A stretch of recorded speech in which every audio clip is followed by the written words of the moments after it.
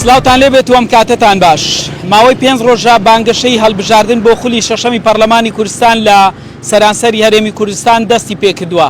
ئەندام و لاینگرانی حزب و لایەنە سیاسیەکان لە ڕێگەی هەڵواسینی فلێکس و وێنەی بربژێرەکانیان لە شەقام و شوێنە گشتیەکان ئەم هەڵمەتیان دەست پێ کردووە. دەمەوێت ئاماژە بۆ بکەم کە گەنجێکی سنووری باڵەکایەتی گوندی نێوخانی ناحیە قەسری دۆڵی باڵەیان کە بە ناوی ئەحمەد ئیسماعیل لە کاتی هەڵواسینی پۆستەر و فلێکسی یەکێک لە بربژێرەکانی یەکێتی نیشتیمانی کوردستان لە شاوێز کە دەکەوێتە سنووری پارێزگای هەولێر لەگەڵ براکەی خۆی کە ئۆتۆمبیلێکیان پێ بووە سەلە بووە. ئەم ئۆتۆمبیلە هەردووچیان لەم کاتەدا کە پۆستەریان هەڵواسیوە بەپێی ئەو زانیاریان دەستزاری کرمانجی کەوتون. ئەم دوو برا بارهەڵگیرێک دێ خۆیان پێدا دەکێشێت و هەردووچیان بەردەبنەوە بەپێی ئەو زانیاریانەی کە دەستزاری کرمانجی کەوتون.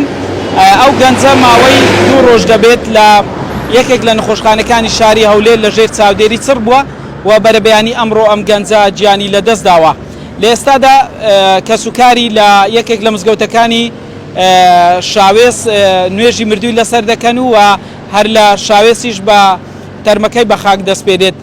بڕیاریشە لە 20 ئەم هەڵبژاردنەی پەرلەمانی کوردستان بەڕێوە بچێت و سەرجەم ئەم حیزب و لایەنە سیاسیانەی کە ناوی خۆیان لە کۆمیسیۆن تۆمار کردووە لە سنووری ئیدارەی سەربەخۆی سۆران بانگەشەکانیان دەست پێ کردووە.